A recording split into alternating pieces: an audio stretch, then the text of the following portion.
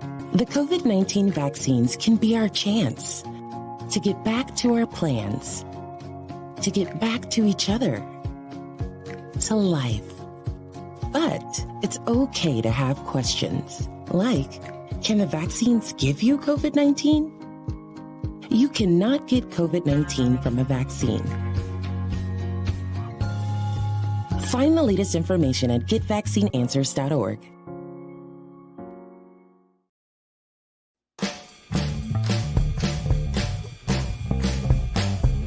As a community, we build empathy, curiosity, joy, and connection when we share stories with you. Welcome to Storytellers Project, part of the USA Today network. Hi, I'm Michael Killian, Executive Editor of the Rochester, New York Democrat Chronicle, and your MC for tonight's New England and Atlantic Region Storytellers Project show. We so appreciate you taking a chance on live storytelling and sharing your evening with us. Tonight, we're joining Humana and 5 Americans from across the nation to create community. Since 2016, Storytellers Project has brought more than 100 shows each year to communities across the country, but we're online only still this year because while it feels unsafe to be together in theaters, it feels necessary to be together online. So we've handpicked incredible, inspiring storytellers to bring you My Family, My Culture. Please help me welcome our tellers from across the region. Kevin Israel of New Jersey, Lisa Condon of Delaware, Ann Gray of York, Pennsylvania, Teray Howell of Cincinnati, Ohio, and from my hometown of Rochester, Melanie Funchess. Tonight is not a TED Talk, not Toastmasters, not a how-to talk, nor an inspirational speech, an educational lecture, or a slideshow, and we won't sell you anything except maybe a newspaper subscription. This is storytelling, and storytelling is based on visiting. You open your heart and your mind, and you pay attention to a person you care about and want to feel closer to. So we invite you to do that tonight. Some of these storytellers will be polished and professional. Some will be casual and conversational. We ask you to receive all of them because that's how community change happens. We believe creating empathy and understanding is vital at all times, and especially in times of uncertainty. So let's get on with our show. Our first teller, Kevin Israel.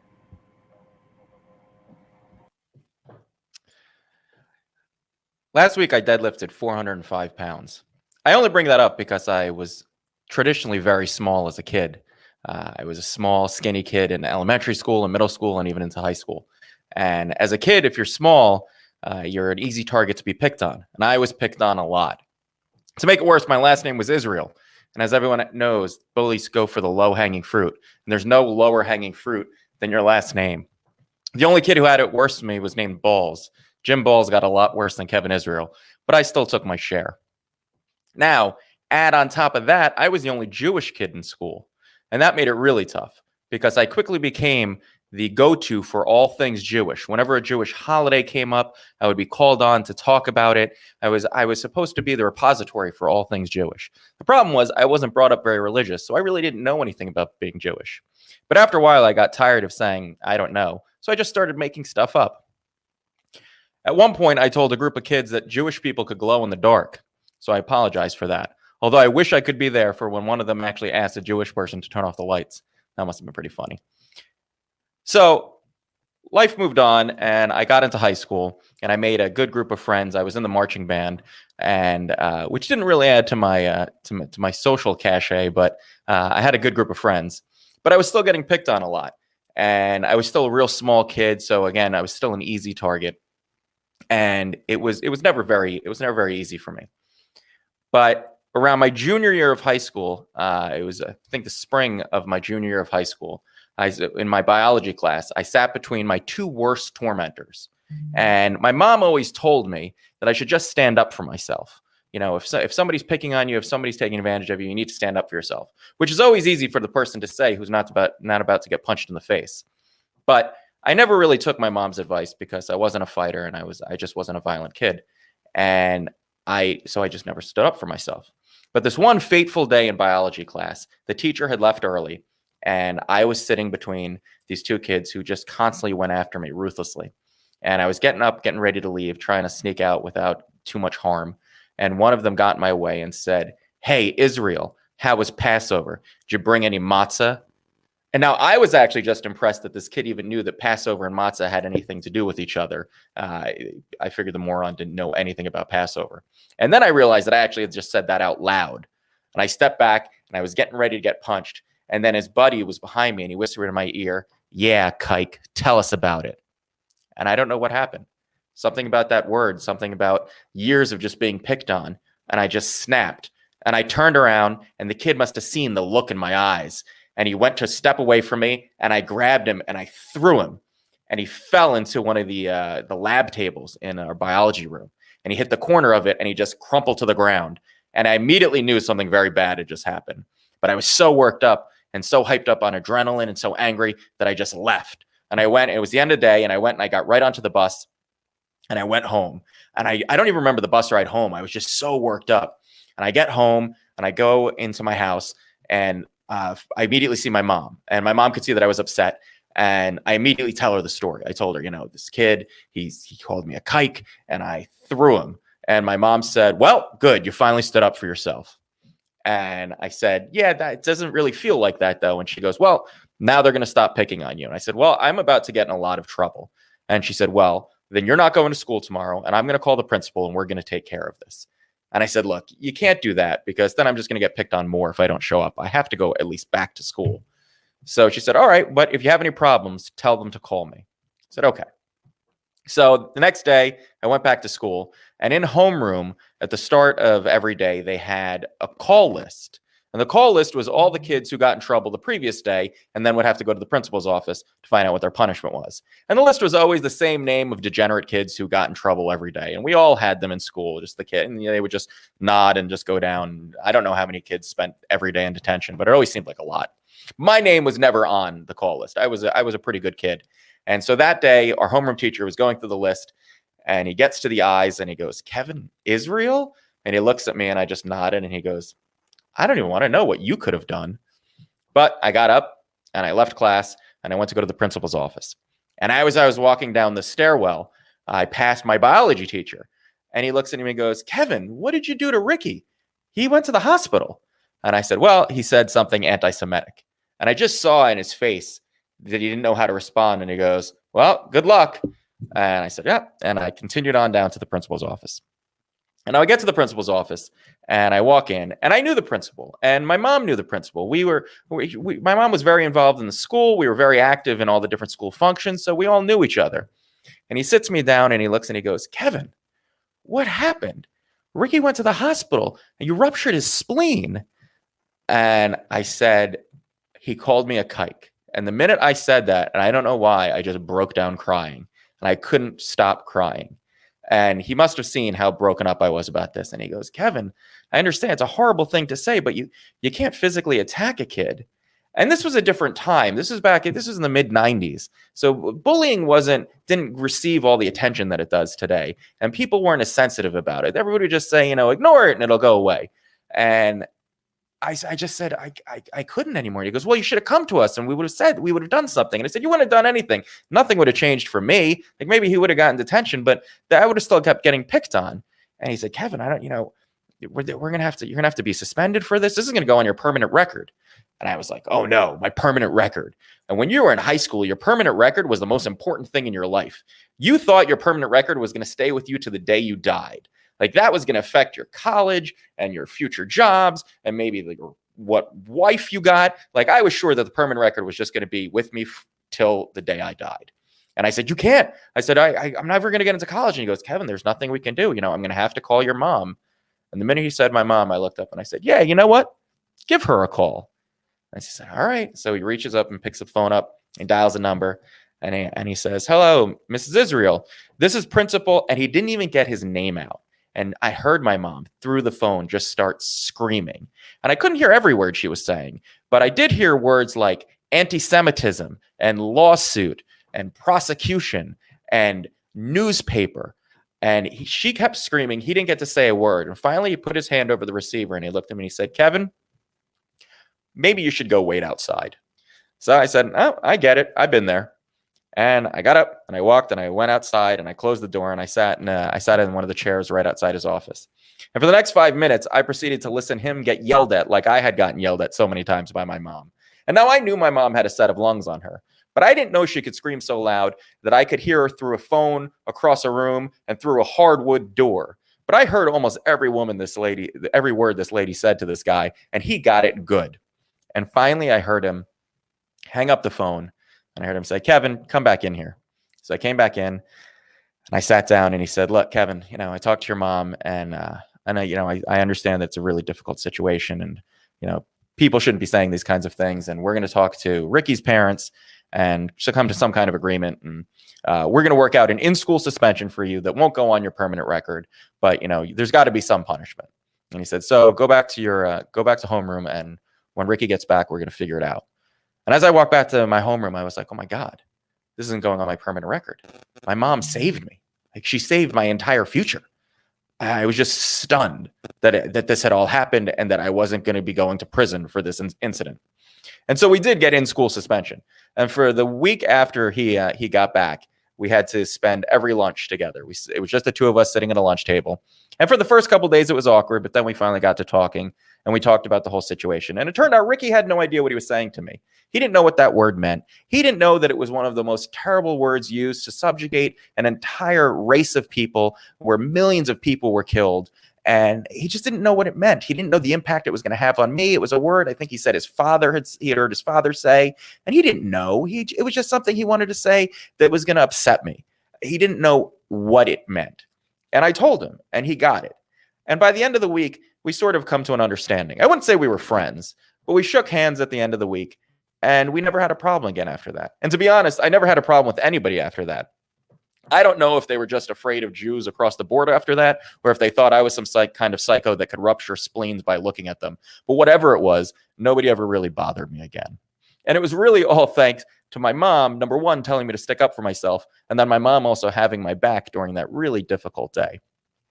And I tell this story because I was actually going to tell a different story. I was going to tell a story about the time my mom found my nudie magazines under my dresser. And that would have been a much funnier story. But I feel like in today's day and age, especially with everything going on in the world, we need to realize that when you're putting stuff up on social media, on Twitter and all the different platforms, we just say things and we don't think about the impact it's going to have on the other person on the other end of the screen. And our words do have impacts, and they always did.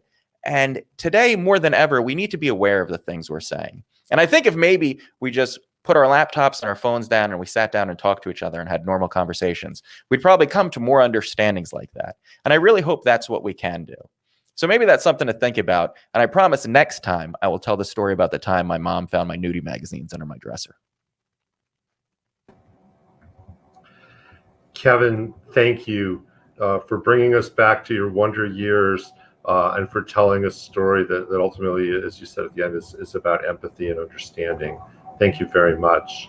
To the audience, please support and show your appreciation for the storytellers using the like button or the reactions button, please. Humana is sponsoring Storytellers Project shows nationally and now virtually because they believe that sharing stories and connecting as humans, online or in person, makes for healthier people and healthier communities. And we need these connections to each other and to health now more than ever. As COVID-19 vaccinations become available in communities across the country, Humana strongly encourages you to consider getting the vaccine and to discuss with your doctor what is best for your health. Visit humana.com for more about what they're doing each and every day to connect you to better health and your community. And now I'd like to introduce our second teller of the evening, Lisa Condon.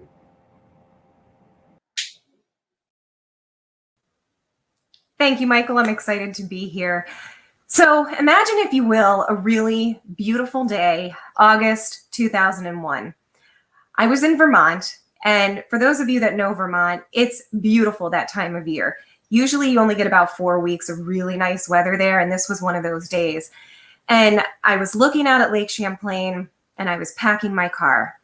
And I had moved there several years prior, and I had made these amazing friends, and to the point that they really became family. You see, I grew up in Lancaster, Pennsylvania, and my family was not very close. My parents raised me to be incredibly independent. And when I moved to Vermont, I had always wanted to move somewhere where I felt like a tourist every single day.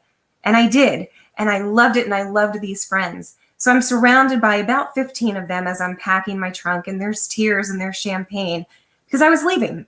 I actually had taken another job. I'd been headhunted. And I was going down to the city, New York City, that is, to work. And I didn't know what was in front of me. I didn't know what was ahead of me. I just knew it was an adventure and it was a step in my career. So as I finished packing my car and I was driving away, I remember looking in the rearview mirror and thinking, wow, I'm really leaving some family behind. These friends would become family. But the excitement that was ahead of me was even more important to me at that moment in my life. I was in my 20s. So as I'm driving down, I was headed to my place where I had found this carriage house in northern New Jersey where I was going to live and commute into the city every day. Now, again, I didn't know that a commute would be, I don't know, approximately an hour, hour and a half, depending on the 5-minute increment of when you left your house. So I'd been there about a week, week and a half. And what I learned in that week and a half as I was running this call center with 3 other managers is that the first thing you did when you got in the morning was figure out what you were going to have for lunch that day. Spent a lot of time looking at menus and a lot of time trying to figure out what I wanted to eat. And this morning, this particular Tuesday morning, was really no different than any other Tuesday or any other day of the week. So we're looking at menus. And in this call center, we had approximately 100 people. And like I mentioned, there were some other managers there. And the wall behind us was a full wall of windows. And all of a sudden, all the phones start ringing at once in this call center, which was really unusual, especially at this time in the morning because it was early on. And we realized something wasn't quite right when one of the women who was very much followed very methodically the way things were, rule follower, got up and left. She just left the room in tears. So we all kind of looked at each other, tried to figure out what was going on. And somehow we had heard that a plane had hit one of the towers. And when we turned and looked out the wall of windows, we actually had a view of the towers and we were able to actually see what was going on and smoke billowing. And I remember very clearly one of the women who had been around for a while, very vocal, and she screamed that the Pentagon had been hit because her daughter worked there. So she knew firsthand. And that's when we all knew something really wasn't right. For me, though, personally, when I knew something was really wrong was when I got a call from my brother.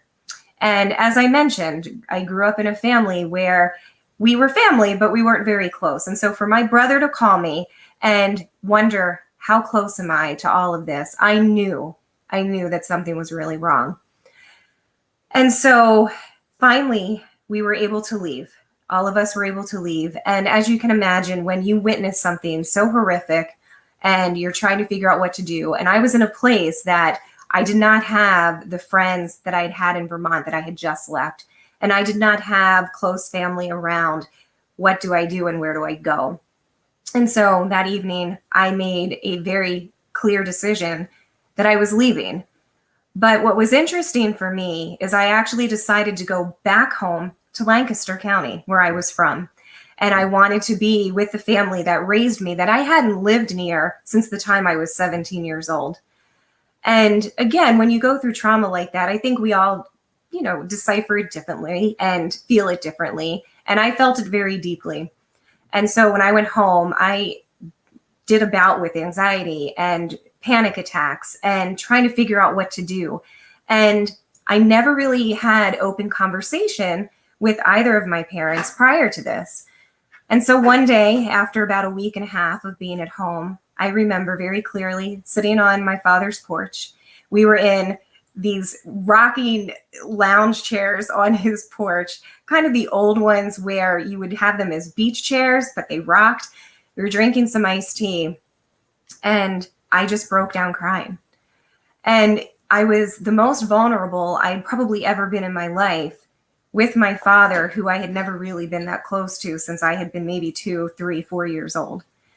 And I just told him how I was feeling, what I had gone through, seeing this trauma and navigating it and trying to figure out what the rest of my life looked like, because nothing seemed to matter at that point. It was starting over.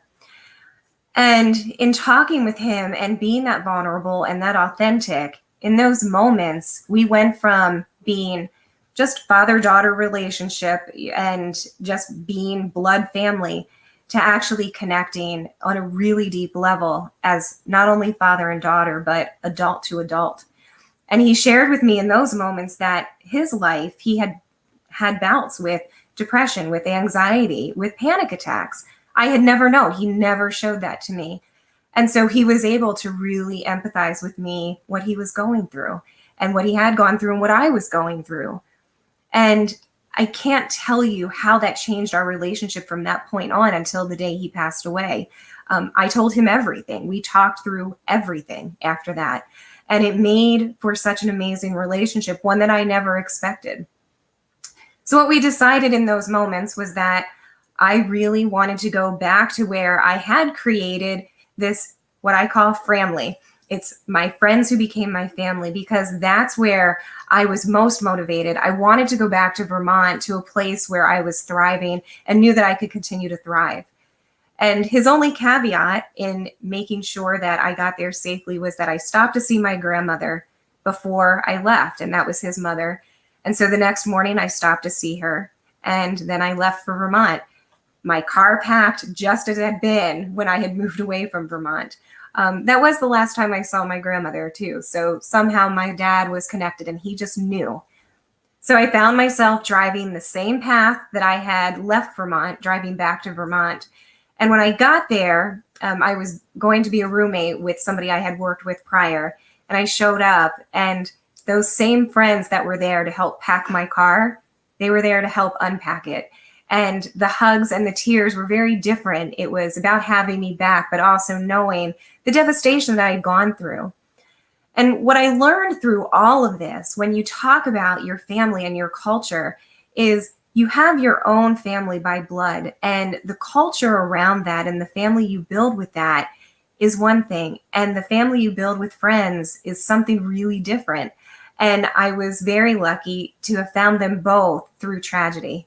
So thank you for allowing me to share my story today. Thank you, Lisa. A very moving story and about a tragic day in American history, but yet you found meaning and connection. And I think that means a lot to all of us. Thanks again. To the audience, please clap for our storytellers with the like button and reactions. Tonight's show is planned by Atlantic Region Opinion Editor Ed Forbes and produced by Asbury Park Press reporter Amanda Oglesby. Special thanks to Storytellers Night Marketing Manager Evan Roberts for his assistance. Among journalists who have helped coach our storytellers are Ed, myself, Asbury Park Press reporter Suzanne Cervenka, and Rochester Food and Drink reporter Tracy Schumacher.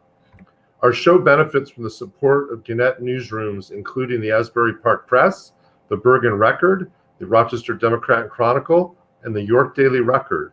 You can support our work by liking and sharing this show, checking out our websites, app.com, northjersey.com, democratandchronicle.com, and ydr.com. Now I'd like to introduce our third storyteller of the evening, Anne Gray.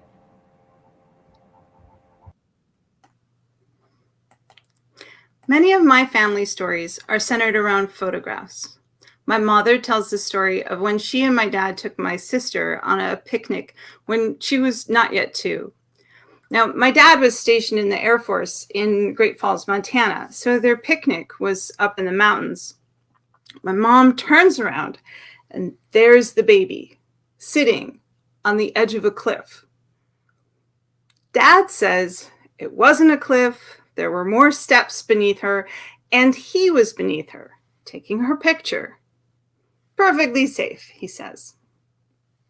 Later, they moved back to Michigan, into a neighborhood that was full of families with children, and I was born, the little nudist. Many times I've been told the story of how my dad gathered all the kids in the neighborhood together for a group photograph on our front porch. My mom swears I was fully dressed right before that photo was taken, but in the picture, there I am, buck naked. None of the other kids were paying any attention, though, because that was normal. You get used to a lot of things being the child of a photographer. Like at holidays, we often had to pose, sitting at a table laden with delicious food, so Dad could take a picture before we could eat. And the extra freezer in our garage was half full of film. Perfectly normal, right? Because he had been a professional photographer, my dad had the sort of camera you would expect a journalist to carry. It had manual focus and exposure and a flash element he could add to the top and a long telephoto lens that he could attach to the front. When he did that, it was huge. And it always took two hands to use because you had to rotate the thing on the front in order to focus it.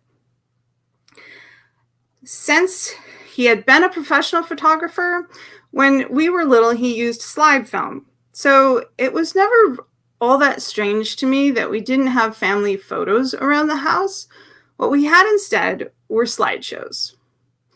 Even in the slideshows, though, I don't remember seeing any pictures of me when I was a baby. My dad had one photo of me as a baby in this little photo cube that he kept on his desk. But that was all I could remember. We didn't have any photos of my half-brothers either. They were from Dad's first marriage. Their mom and them had left for Iowa when I was only 2. So it was a big surprise to me when news came that they were coming for a visit. My sister was super excited, and I didn't remember who these people were at all. When they arrived, they were tall and blonde and old enough to drive. We walked to get ice cream together, and Dave showed off how high he could jump. We showed them how we did archery practice in the backyard. And then they were gone again. Reduced in my head to a photo of 2 smiling young men leaning against a cherry red convertible. As I grew up, my brothers started sending photographs of their kids and their family photos, most of which ended up on our refrigerator, stuck on with magnets. My grandma on my dad's side put her photos in actual frames and put them on the top of her piano. It was crowded with pictures, and every time we went to visit Grandma's house, I would look to see if the collection had changed. It wasn't until I was an adult that I realized there were no pictures of Grandpa on display at Grandma's house. My grandfather had died when I was 2.5. I never really knew him. I asked my dad about the no pictures, and he explained that Grandma and Grandpa had had a falling out at some point. But it was really weird to realize there was this gap in the family photo collection. Dad worked as an engineer, designing heart-lung machines. And his photography skills helped him to capture design requirements. I think I was about 12 when my mom made a new rule. No photos of open heart surgery at the dinner table. When Dad finally retired, 25 years After 25 years of working there, his company asked us to suggest a nice retirement gift. My sister had the perfect idea. A photo scanner that could take slides as well as prints. Dad loved it. He made himself a light table so that we could preview the slides, and we got started going through his huge collection. One summer, when my own daughter was a baby, I started scanning all of the family photographs from Montana, looking for that famous photo of my sister on a cliff. While I was working on that project, Dad says to me, "I finally processed the 50 rolls of film that were in the freezer." I look up at him. "The what?" Dad walks over to a side cabinet and takes out a bunch of long strips of uncut slide film, and with them, a bunch of family stories that I hadn't realized I was missing from a time of my life that I don't really remember. When Dad took those previously frozen strips of film out of the cabinet, the first thing I remember seeing was Grandpa. Now, I'd heard many stories about my grandfather, the tool and die maker who had encouraged my dad's interest in rocketry when he was a boy. But this was a completely different side of Grandpa. This was a photo of my grandfather holding me as a baby.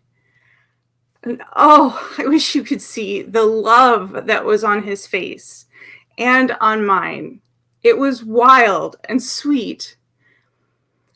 At any party all my life, if there was a baby present, my dad would end up holding it. Suddenly, I knew where he got that from. There were also pictures of my sister and brothers playing and being silly together, relaxed and joyful. My sisters and my visits to my grandma's house were not exactly like that. I suspected that it was my grandpa who made the difference.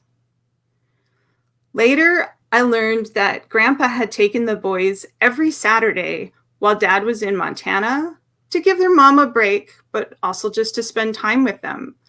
My brothers knew my grandpa well and loved him a lot. I tried to imagine how my life might have been different if I hadn't lost my grandpa to lymphoma, a form of cancer, when I was just a baby. I thought about how hard it must have been for my dad to return to his home state and have the whole family united for a few years, only all in 1 year to have the boys move away with their mom to Iowa and to lose his own father too young. It was no longer a mystery why that film was in the freezer.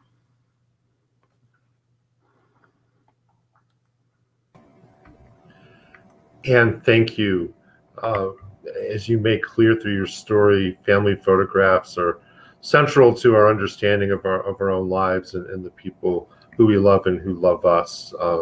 We really appreciate your sharing with us and with the audience. Again, to the audience, please clap for our storytellers with the like button and reactions. Now we will hear from one of our Humana heroes, agents in our region who do good while doing their jobs. Meet Ricky from York, Pennsylvania.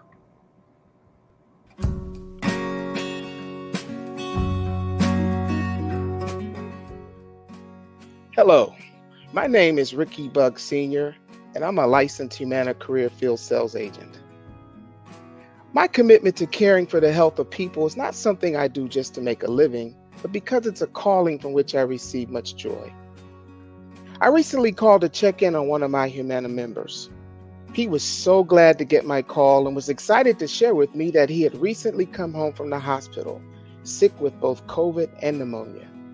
He became emotional, stating that at 88 years old, with pre-existing conditions, that he was a walking miracle. He thanked me for taking time to explain the details of his manor plan from 2 years before, for staying in touch with him through all that time, and for making sure that he had access to great medical care. Now, whether calling my members for special occasions like birthdays, or just to talk to them after a medical visit or procedure, I am delighted to care for and serve our community.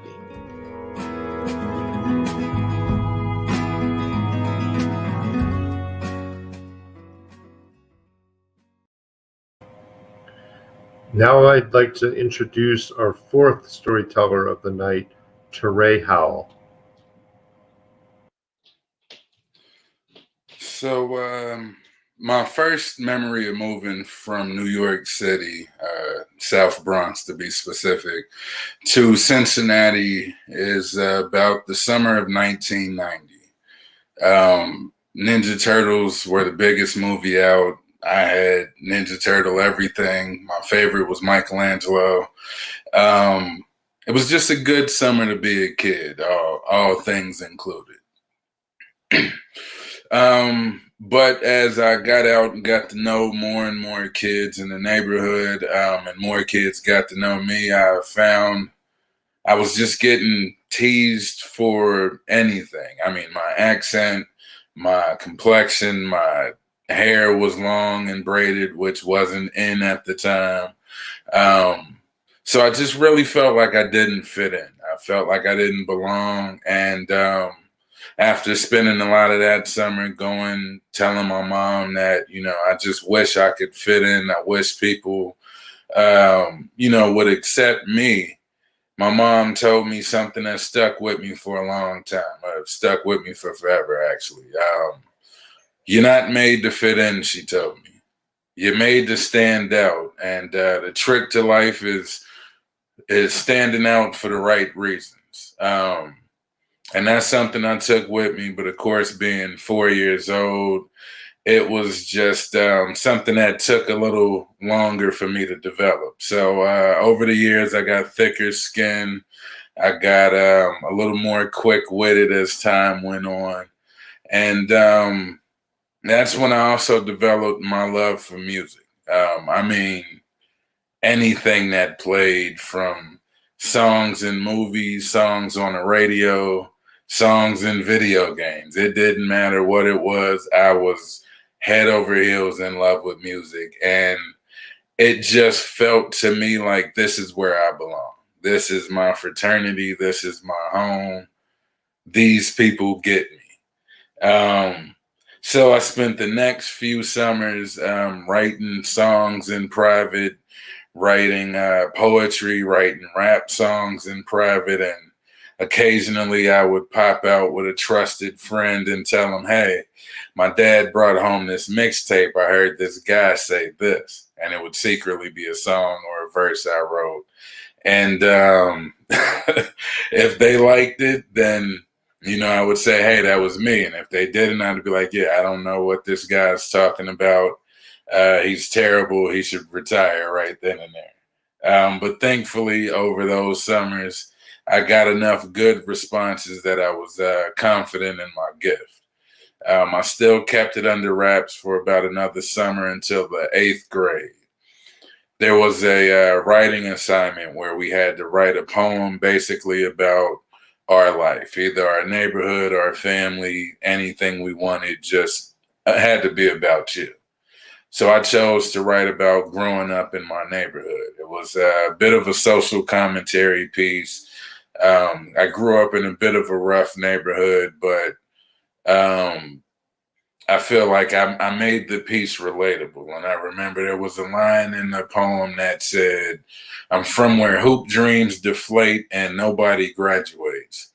And as a rapper specifically, there's a sound you hear, or a grunt of approval, if you will, that just that kind of means that they get where you're coming from. So that was my first major sign of acceptance. Now, mind you, this is coming from 20 of my peers in my English class. So it was a good feeling. So I, of course, now grinning from ear to ear, I powered through the piece. I get through it, and they all clap. So that was my first applause in the 8th grade. Again, 20, maybe 25 students, but you couldn't tell me it wasn't a sea of 100,000 people carrying me out of the stadium on their shoulders. It was an electrifying feeling. And for those who might have heard some of the verses I did before and didn't like it, it was kind of a, see, I told you I could do it type of thing. So riding that wave of excitement, I went home, I shared the poem with my mom, and at this time I had already recorded a few songs with my friends in secret in his dad's garage. And I shared my poem with her. She shared some of her poetry with me from a floppy disk, for those old enough to remember. And I mean, it was great poetry from the 70s, from when she was in high school. You could just kind of hear the social relevance, hear the message still to that day. And it just amazed me, and it kind of made me feel like this is where my roots are. This isn't just some random thing I can do. I have this talent that was handed down to me from somewhere. So again, riding that wave of encouragement from my mom, I decided to play her some of those early ridiculous rap records where I was just really trying to be anybody that was popular, sound like anything that I thought was cool at the time. And I can say, looking back now, it was ridiculous. And then me and my mother had another conversation that went a little bit to the tune of, she told me, you have a gift. The important thing to do in life now is to use that gift to say something worth hearing, something worth listening to, and something worth connecting to. And that's only going to come from your true self. So that, being a little older, stuck with me more firmly. So I started making more down to earth music, I would say, more honest music, more storytelling. I started singing more in my music.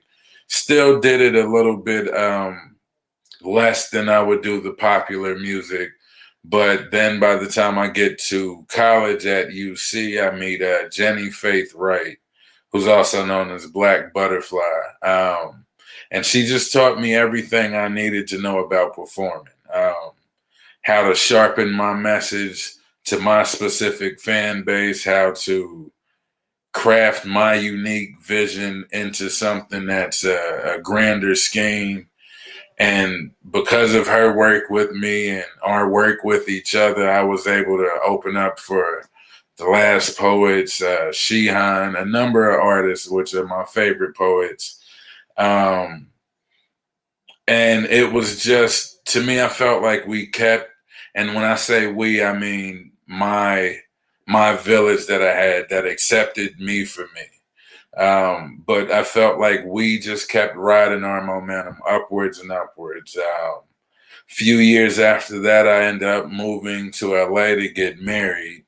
Had my daughter, and shortly after that, I linked up with my now business partner, Comp, from Baltimore. It turned out we were out in LA at the same time, and we just built a show up. It was started with both our ideas and 8 artists. We actually ended up performing for each other. It was a complete bust, but we took those same people, that same work ethic, and we built it up to an amazing show. And unfortunately, at the height of what I felt like was my emotional peak as far as riding that wave of success from my music, I ended up getting divorced, and I moved back to Cincinnati. Actually had to move back in with my mom, and it just felt like things didn't really go downhill, just kind of fell right off a cliff there. So I spent a lot of my time, as we say in my recording circle, just getting weird in front of my microphone, which is basically I'll cut the music on and I'll share some honest feelings and thoughts. And that's where songs like I Don't Want to Ride Your Wave came from, where stories like Little Boy Blue came from, songs like Witness came from. And again, in learning to trust the process, which is a big tip I got from my business partner, Comp. Anyone who knows him knows I describe him as my personal customer. He tells me I'm unstoppable. Nothing can stop me. All we have to do is put the vision out and work the system, and we can achieve anything. So, I always kept those things in the back of my mind: be authentic, be you, and share your story. And in doing that, which a lot of people don't know, but it took 2 years from the original conception of Witness to what it is today. And I can say through following the examples of the village I've built, I can now say I'm associated with Grammy-nominated guitarists and former Def Jam artists, and all of these things I never thought I would be able to say I was a part of. All starting from a little dark-skinned kid who never really fit in Cincinnati. And if I can leave anybody with any main message from this story, it's just like I've always been told, your family is either built or through those you're related to. It's up to you to utilize your village around you, and once they support you to be honestly yourself, the sky's the limit. Teray, thank you for sharing your inspirational story, your journey to success. And if your first public applause came in the 8th grade, I'm asking the audience to please applaud for Teray's story through the like button or reactions. Tonight's 5th and final storyteller from Rochester, New York, Melanie Funchess. Okay, picture it, the Bronx, 1970s. When people usually hear the Bronx, they think Fort Apache or the Warriors or Escape from New York, right? That is not my Bronx.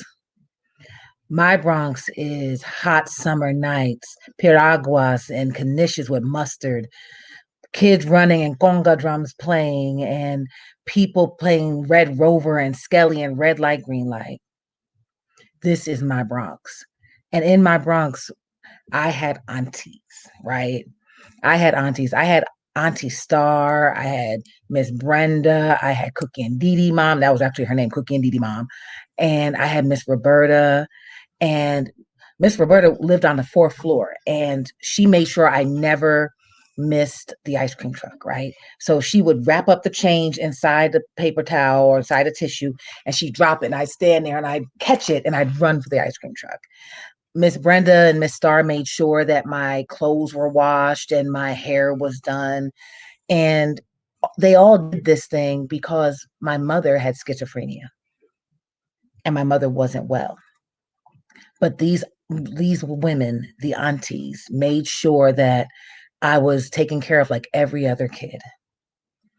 And it was great and it was beautiful. And they did it while keeping my mother's pride and dignity intact. So we did this went on for a number of years through my young childhood. And my father was in graduate school and he got into a doctoral program, and we moved to Syracuse. So we're in Syracuse for a couple of years, and it's not going great. But one of the things that happened is I met a young man named Anthony. Now, I'm like 10, right? So we're boyfriend and girlfriend. You get the little paper. Are you my boyfriend? Check yes. Are you my girlfriend? Check yes, check no. This is how this goes, right? And so we have this friendship, whatever, he pulls my hair, I punch him in the arm. Love, right? So anyway, time goes on, things are not going so well. My mother's not doing well. We end up back in New York City. And as my mother's condition degraded, I end up being homeless. I'm 12. I'm sleeping in the Port Authority. And I did not have the aunties that I had before, but I have these new aunties. And the time they call them ladies of the night. Today in 2021, they'd call them sex workers. And there were them and other people who lived down near the port, and they took care of me. They would say, you don't belong here. We don't know what's going on, but you don't belong here. We're going to take care of you until we can figure out what to do with you because you don't belong here. And they did. They kept me safe. They kept me fed. They kept me clothed. They made sure I went to school. And they did all the things to take care of me until I got into this transitional housing. I spent a couple years on the streets and I ended up in transitional housing. And I'm in this transitional housing and I get a letter. Now, this is transitional housing. I had been homeless. I don't know why I get a letter, but I get a letter. I open it up and it's Anthony. And I'm like, how did he find me? But whatever, right? So I read the letter. It says, Melanie, you've been on my mind so much. I want you to come and visit me. I now live in Rochester. He says, give me a call. So I said, okay, now this is in the Stone Age before the age of cell phone. So you had this thing called a payphone, right? And I got a roll of quarters. To call Rochester was $2.65 for the first $2.25 for the first 5 minutes, 25 cents for each additional minute. So I'm putting the money in the phone, right? And I'm calling and he's like, Melanie, how are you? I'm like, hey, what's going on? He said, do you want to come up to Rochester? And I was like, okay, because I'm homeless, right? I'm living in a shelter. I'm like, I have nothing else to do. So I get all of my belongings in a leather backpack. I get on the bus. I come up to Rochester. So I'm in Rochester. I'm couch surfing with Anthony and his family. His mom works day and night, so she's not home. No one knows. And his sister, Michelle, says to me, Melanie, I need you to go with me to this church. This is guy, right? I like him. I want to get him, but I need you to be my wingman. I'm like, all right, cool. We're going to go up to this church and we're going to be wingman. Yes, I went to church as a wingman. So we get into church and I listen to the preacher and I end up giving my life to Christ. Michelle was none too happy. So I'm in here. I'm going to the church. I'm starting to learn. And this lady comes up to me and she says, God spoke to me and said, I'm to be your mother. You're to be my child. Now, I got home, it's like 3 years, three plus years. And I looked at her like, what you talking about, Willis? And I was like, whatever, right? But around that same time, I met this young lady. Her name was Charlene. She directed the choir. We became like instantaneous best friends. We would go everywhere together. And it was good because I hadn't had a real friend in a really long time.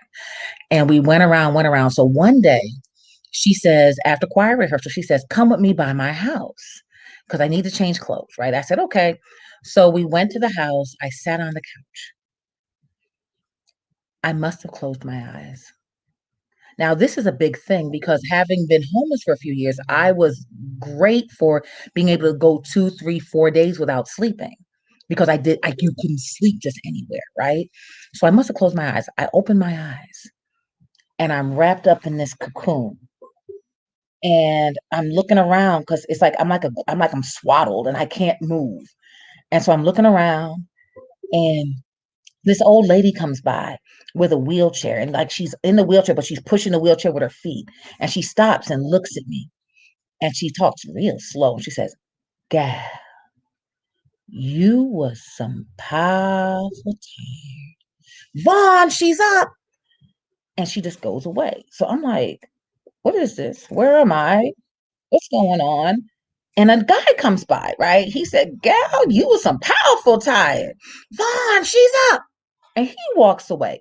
At this point, I'm freaking out, right? So I'm like, I'm trying to get out of this blanket, right? And I'm like, what's going on? Because I don't know. And I don't want to make too much noise because I don't know what's going on, right?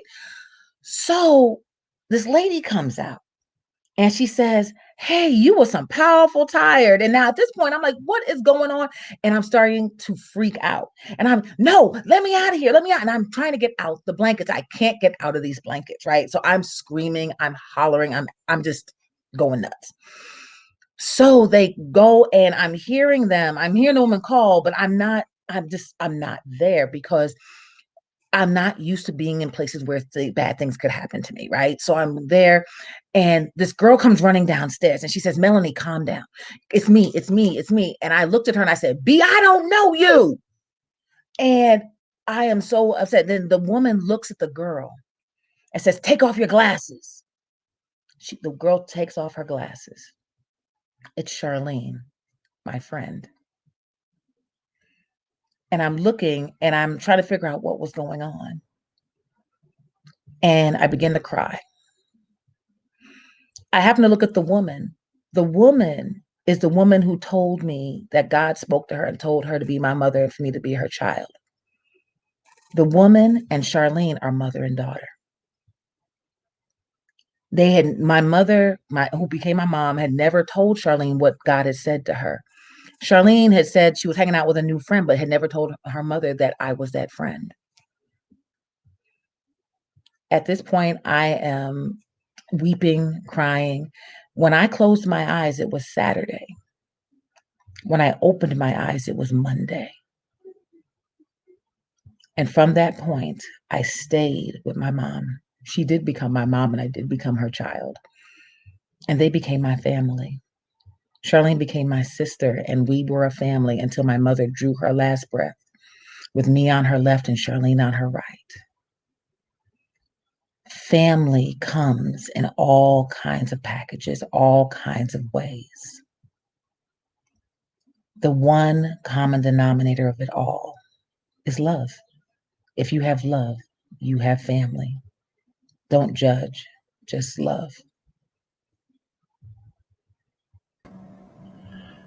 Melanie, thank you. A profound story. And as you said at the end, family comes in all sorts of packages and love is the common denominator. We really appreciate you sharing that with us and with the audience. This concludes our storytelling for the evening. We are greatly appreciative of each of our storytellers for sharing in such an effective manner with our audience. So thank you to Kevin Israel, to Lisa Condon, to Anne Gray, to Teray Howell, and to Melanie Funchess. To the audience, we're grateful that you chose to share this past hour with us. We wish you a wonderful evening, and we hope that you'll join us again for future Storytellers Nights. Good night.